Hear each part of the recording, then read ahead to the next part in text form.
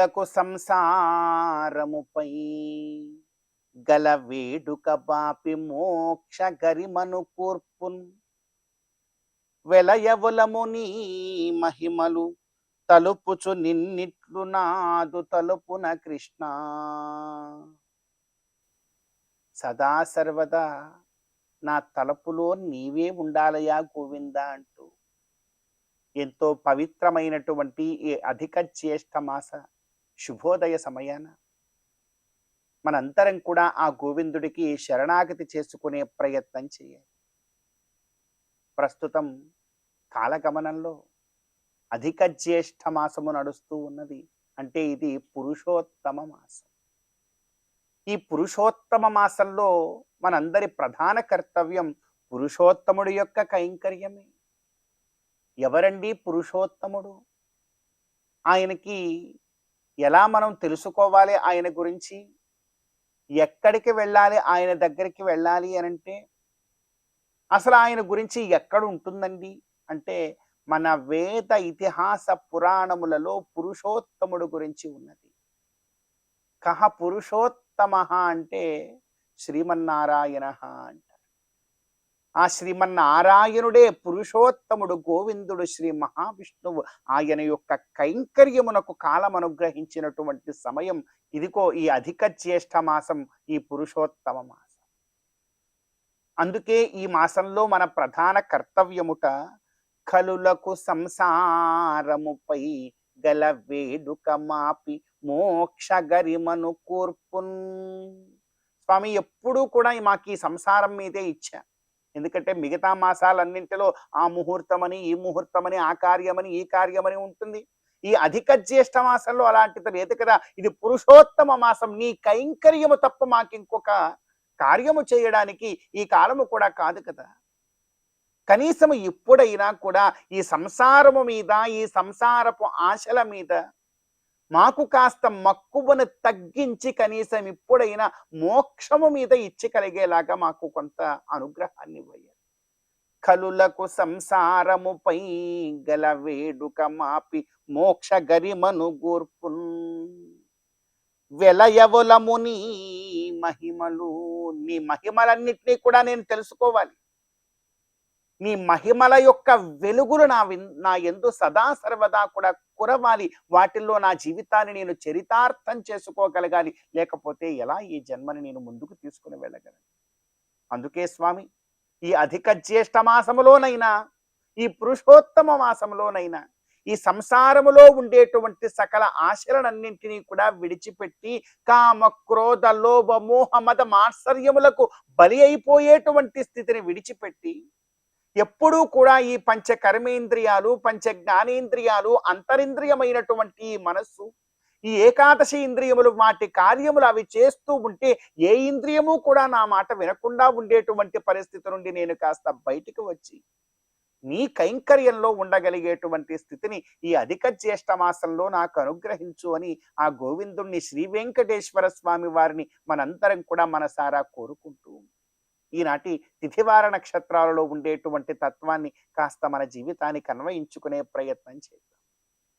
ఈ రోజున జూన్ 7వ తేదీ అధిక జ్యేష్ఠ మాస కృష్ణపక్ష సప్తమి తిథి. సప్తమి తిథికి అధిదేవత ప్రత్యక్ష దైవము సూర్య భగవానుడు.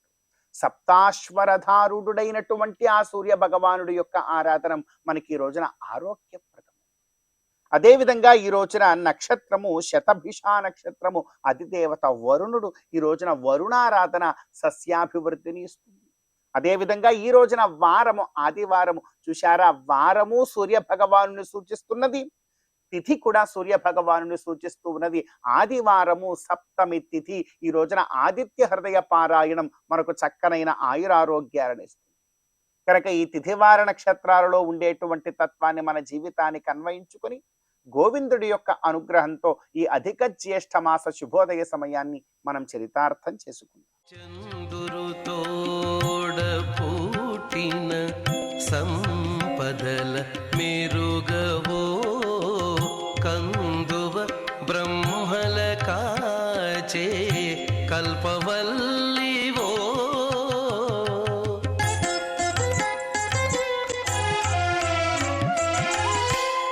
అందిన గోవిందునికి అండనే తోడు నీడై ఉందానవు మా ఇంటనే ఉండవమ్మా అమ్మా జయలక్ష్మి వరలక్ష్మి సంగ్రామ వీరలక్ష్మి ప్రియురాలవై హరికి బెరసితివమ్మా.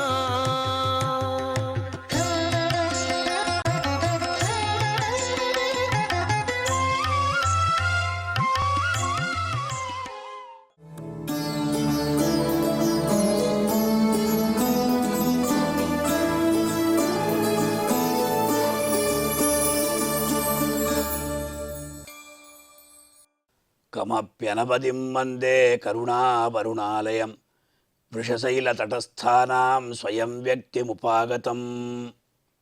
ప్రియ భాగవతోత్తములారా, మహనీయులైనటువంటి ప్రతివాది భయంకర మన్నన్ స్వామి వారు శ్రీ వెంకటేశ్వర స్వామి విషేకంగా అద్భుతమైనటువంటి సుప్రభాతాన్ని రచించారు.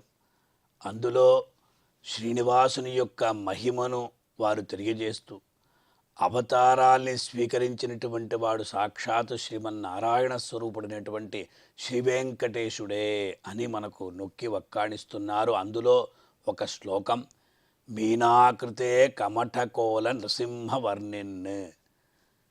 మొట్టమొదటగా మత్స్యావతారాన్ని భగవంతుడు స్వీకరించాడు. ఈ అవతారాల్ని స్వీకరించడం అనేది మనబోటి భక్తులను రక్షించడం కొరకేని మనం తెలుసుకోవాలి. భగవంతుడు అష్టకష్టాలు పడి అవతారాల్ని స్వీకరించి అందులో కూడా ఒడిదుడుకులంతా ఎదుర్కొంటూ మనల్ని కాపాడుతున్నాడంటే మనం ఎల్లప్పుడూ కూడా దేవదేవుని యందు అచంచలమైనటువంటి భక్తి విశ్వాసాల్ని కలిగి ఉండాలి కదా.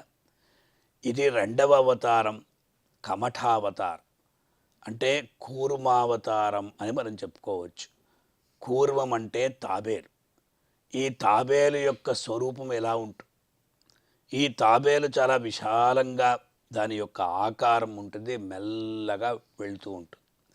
ఈ మెల్లగా నెమ్మదిగా వెళ్ళడం అనేది స్థిరత్వానికి సంకేతం అన్నారు. అలాగే దృఢత్వానికి సంకేతం అని కూడా చెప్పుకుంటూ ఉంటాం. భగవంతుడు ఈ కమఠావతారాన్ని ఎందుకోసం స్వీకరించారు? దేవతలు శక్తి అంతా కూడా వాళ్ళంతా నిర్వీర్యమైపోయారు. రాక్షసుల యొక్క బలం పెరుగుతూ ఉన్నది, దేవతల బలం అనేది సన్నగిల్లుతూ ఉన్నది. ఆ సమయంలో వేడుకున్నారట శ్రీయప్పతి అయినటువంటి శ్రీమన్నారాయణ స్వామి, మా యొక్క శక్తి అంతా కూడా సన్నగిల్లుతూ ఉన్నది, మేమందరం కూడా బలహీనులైపోతున్నాం, రాక్షసులు బలవంతులైపోతున్నారు, అందువల్ల అమృతం అనేది మాకు దొరికితే మేము ఎల్లప్పుడూ కూడా స్థిరంగా ఉంటాం, బలవంతులుగా ఉంటాము అని వారు చెప్పిన తర్వాత భగవంతుడు ఆజ్ఞాపించాడు. పాలకడలి అంటే క్షీరాబ్ది, క్షీరాబ్ది మథనం అంటే పాల కడలిని చిలకడం. ఏం చేశారు వీళ్ళు?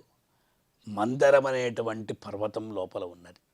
ఆ మందర పర్వతాన్ని కవ్వంగా పెట్టుకొని వాసుకి అనేటువంటి సర్పాన్ని తాడుగా చేసుకొని వాళ్ళు ఏం చేశారు అంటే పాలకడల్ని చిలుకుతూ ఉన్నారు. ఒకానొక సందర్భంలో వీళ్ళ దేవతలు దానవులు వీరి యొక్క ఆ బలముతో ఏమైంది, మందర పర్వతం కృంగిపోతూ ఉన్నది. ఆ సమయంలో భగవంతుడు తాబేలు రూపాన్ని స్వీకరించి ఆ మందర పర్వతం స్థిరంగా నిలవడానికి కారణమయ్యాడు. కనుక ఇది భగవంతుడు దేవతల కొరకు స్వీకరించినటువంటి అవతారం.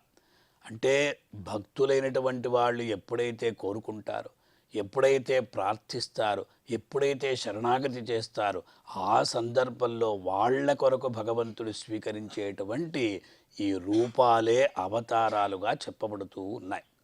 అంచేత భగవంతుడు స్థిరంగా ఉన్నాడు. మందర పర్వతం అనేది లోపలికి వెళ్ళిపోకుండా అలాగే స్థిరంగా ఉన్నది.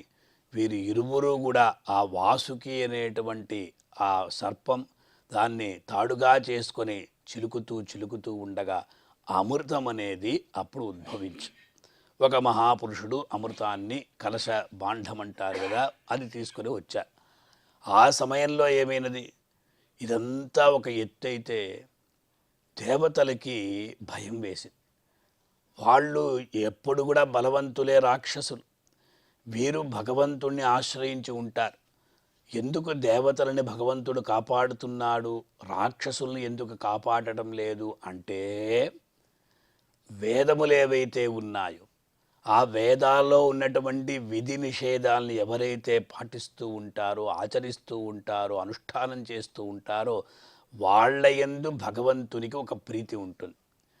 రాక్షసులు ఆ వేదాలను లెక్క చేయటం లేదు, అందువల్ల వేదాల్లో ఉన్నటువంటి విషయాల్ని వాళ్ళు పాటించటం లేదు. లోకల్లో వేదాలలో దాగి ఉన్నటువంటి, వేదాలలో నిక్షిప్తమై ఉన్నటువంటి ఆ విషయాల్ని ఎవరైతే చక్కగా పాటిస్తూ ఉంటారో వాళ్ళని పరమాత్మ ఆదుకుంటాడు అని పరమాత్మ చెప్పుకున్నాడు. శృతిస్మృతిర్ మమైవాజ్ఞ యస్తాముల్లంఘ్య విద్యతే ఆజ్ఞాచ్ఛేది మమద్రోహి మద్భక్తోపి నవైష్ణవ అన్నారండి.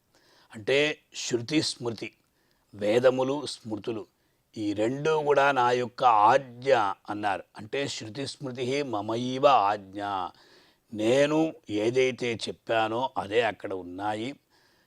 యహ తాం ఉల్లంఘ్య విద్యతే అంటే ఎవరైతే ఓ శృతిలో ఉన్నటువంటి స్మృతులలో ఉన్నటువంటి విషయాల్ని ఉల్లంఘించి ఉంటారో ఆజ్ఞాచ్ఛేది, నా యొక్క ఆజ్ఞను వాళ్ళు ఛేదించారు. మమద్రోహి, నాకు ద్రోహాన్ని కూడా వాళ్ళు తలపెడుతున్నారు కనుక మద్భక్తోపి నవైష్ణవ, వాళ్ళు నాకు భక్తులైనా కూడా వాళ్ళు విష్ణు భక్తులు కారు అని నొక్కి వక్కాణించాడు శ్రీయప్పతి అయినటువంటి శ్రీమన్నారాయణ. అంచేత అమృతం వచ్చేసింది, రాక్షసులు దాన్ని బలవంతంగా తీసుకున్నారు. దిక్కుతోచలేదు, పరమాత్మను వాళ్ళు ప్రార్థిస్తూ ఉన్నారు, శరణాగతి చేశారు. పరమాత్మ సామాన్యుడా, ఎవరిని ఏ ప్రకారంగా ఆకర్షించాలో ఆ ప్రకారంగా ఆకర్షిస్తాడు కనుక ఆ సమయంలో పరమాత్మ మోహిని అవతారాన్ని స్వీకరించాడు. ఒక చక్కని చుక్క, ఒక అందాల అంటే సౌందర్య రాశిగా ఆయన ఆ రాక్షసులు కనిపిస్తే ఆ రాక్షసులందరూ కూడా చూస్తూ ఉన్నారు. ఆహా అని అనుకున్న వెంటనే పరమాత్మ వాళ్ళతో మాట్లాడుతూ మభ్యపెట్టి వాళ్ళ దగ్గర ఉంటే అమృత భాండాన్ని ఆయన స్వీకరించి వాళ్ళని తన యొక్క కళ్ళతో చూస్తూ వాళ్ళలో ఒక ఆకర్షణంతా కూడా చూపించి దేవతలకి అమృతాన్ని పంచిపెట్టాడు. కనుక ఈ లోకమంతా క్షేమంగా ఉండాలి అంటే దేవతలు ఎల్లప్పుడూ కూడా మనకు స్వామివారి యొక్క ఆజ్ఞతో ఈ లోకల్లో ఉన్నటువంటి వాళ్ళకందరికీ కూడా వాళ్ళు క్షేమాన్ని కలుగజేయాలి కనుక దేవతలకి అమృతాన్ని పంచిపెట్టాడు. అటువంటి అద్భుతమైనటువంటి అవతారం అనేది కమఠావతారం, కూర్మావతారం. మనకు ఆంధ్రదేశంలో శ్రీకాకుళం జిల్లాలో కూర్మనాథ స్వామి ఆలయం అద్భుతంగా వెలసి ఉన్నది. ఆ స్వామిని కూడా మనం దర్శించుకోవాలి. అలాగే శ్రీ వెంకటేశ్వర స్వామివారిని ఎప్పుడైతే మనం దర్శించుకుంటామో ఆ సమయంలో ఈ అవతార విశేషాలంతటినీ కూడా ఒక్కసారి స్మరించుకొని శ్రీ వెంకటేశ్వర స్వామివారి యొక్క దివ్య అనుగ్రహాన్ని పొంది తరిద్దాం. ఓం నమో వెంకటేశాయ. 16 పల్లెలతో బంగారు ప్రతిమా చెదరని వేదములా చిగురుబోడి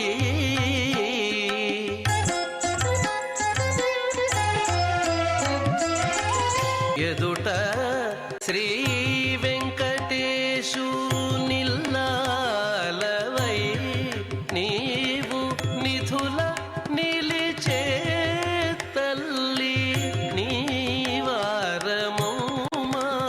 అమ్మా జయలక్ష్మి వరలక్ష్మి సంగ్రామ వీరలక్ష్మి ప్రియురాలవై హరికి వెరసితివమ్మా అమ్మా జయలక్ష్మి వరలక్ష్మి సంగ్రామ వీరలక్ష్మి.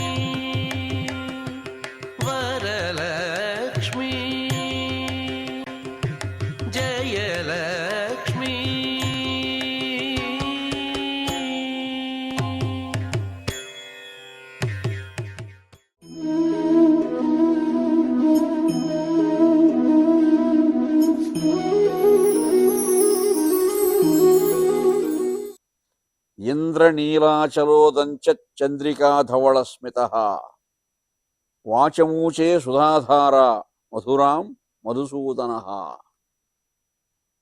త్రేతాయుగంలో బ్రహ్మాదులంతా కూడా, దేవేంద్రాది అష్టదిక్పాలకులంతా కూడా రావణాసురుని యొక్క బాధలు తట్టుకోలేక పరమపదానికి వెళ్ళి శ్రీమన్నారాయణుని ఆశ్రయించినారు.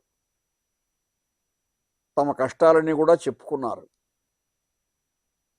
పరమాత్మ శ్రీమన్నారాయణుడు దేవేంద్రాదుల యొక్క అష్టదిక్పాలకుల యొక్క కష్టాలన్నీ కూడా విని ఆర్ద్రాంతరంగుడై దయాంతరంగుడై వారి పట్ల ప్రసన్నుడైనాడు.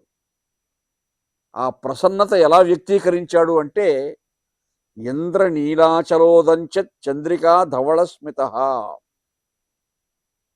ఇంద్రనీల పర్వతంపై నుండి తెల్లని చంద్రిక వెన్నెల ఎలా ఉదయిస్తుందో, నీలమేఘశ్యాముడైనటువంటి ఆ దేవదేవుని యొక్క పెదవుల నుండి చిరునవ్వు ఉదయించింది. ఆ విధంగా ప్రసన్నత వ్యక్తీకరించాడు. చంద్రికా ధవళ స్మిత, తెల్లని వెన్నెలలు కురిపిస్తూ ఉన్నటువంటి, అంటే శీతల కిరణాలు కురిపిస్తూ ఉన్నాడు. వారి పట్ల దయాంతరంగుడైనాడు, ఆర్ద్రాంతరంగుడైనాడు ఆ నీలమేఘశ్యాముడు, ఆ కౌస్తుభాలంకారుడు.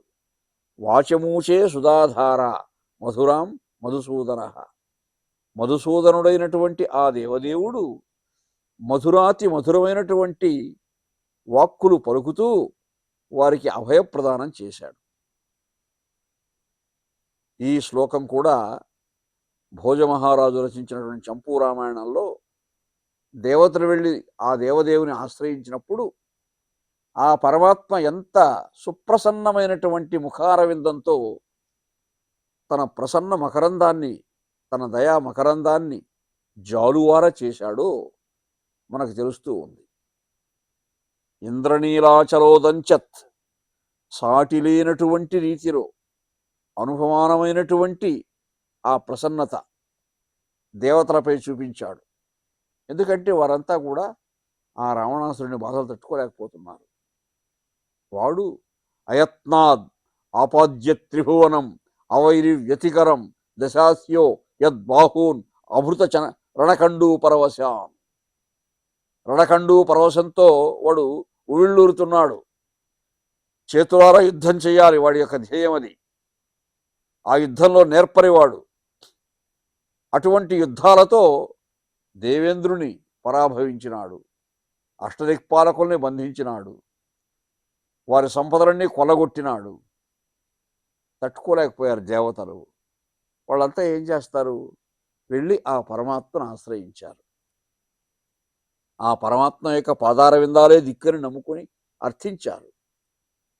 పరమాత్మ ఎంత ప్రసన్నుడైనడో తెలపడానికి ఈ శ్లోకాన్ని రచించారు భోజరాజు. ఎవరైనా ఆర్తితో మొరపెట్టుకుంటారో అభయం సర్వభూతేభ్యో దదామి ఏతద్వ్రతం మమ అని కూడా రామాయణంలో వాల్మీకంలో ఉన్నది. మహర్షి చెప్పాడు, శ్రీరామచంద్ర ప్రభు ఎటువంటి వారు మొరపెట్టుకున్నా కానీ అటువంటి భూతజాలం పట్ల దయాంతరంగుడై విభీషణుడు ఆశ్రయించినప్పుడు అభయప్రదానం చేశాడు. అలా రావణాసురుడు ఆశ్రయించిన అభయప్రదానం చేసి ఉంటాడు, కానీ దుర్మార్గుడు వాడు ఆశ్రయించలేదు. అలా సుగ్రీవ శరణాగతి, విభీషణ శరణాగతి, గుహుని శరణాగతి, అలా రామాయణంలో అనేక శరణాగతులు మనం చూస్తాం. మనం భరతుడు పాదుకా పట్టాభిషేకం చేశాడు, ఆయనది శరణాగతి. లక్ష్మణుడు శరణాగతి, ఆయన సేవ, రాముని సేవ. అలాగా ఈ దేవతలంతా అటువంటి రామావతారం రావడానికి నేపథ్యంలో జరిగినట్టు సన్నివేశం ఇది. అంటే ఈ దేవతలు వెళ్ళి అర్థించారు. ఆ పరమాత్మ సుందర ముఖారవిందుడై, ప్రసన్న ముఖారవిందుడై వారికి అభయప్రదానం చేశాడు. దశరథ మహారాజు కుమారుడై జన్మించి, శ్రీరామచంద్ర ప్రభువై జన్మించి, రామరాజ్య స్థాపన చేసి ధర్మాన్ని నెలకొల్పుతాను, సత్యాన్ని ప్రతిష్ఠిస్తాను, దుష్ట శిక్షణ చేస్తాను, శిష్టరక్షణ చేస్తాను అని అభయప్రదానం చేయడానికి నేపథ్యమైనటువంటి మధురాతి మధురమైనటువంటి భాషణం చేశాడు ఆ పరమాత్మ.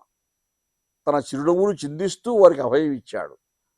ఆ చిరునవ్వులు చిందించే ఘట్టం వర్ణించినటువంటి శ్లోకం ఇది. ఇంద్ర నీలాచలోదంచ చంద్రికా ధవళ స్మిత వాచమూచే సుధాధార. అమృతాన్ని మించినటువంటి మాధుర్యాన్ని చిందించే వాక్కులతో ఆ దేవతలకు అభయప్రదానం చేశాడని రామాయణంలో ఈ వర్ణన. కాబట్టి అటువంటి ప్రసన్న ముఖారవిందుడైనటువంటి పరమాత్మను అందరూ ఆశ్రయించాలి.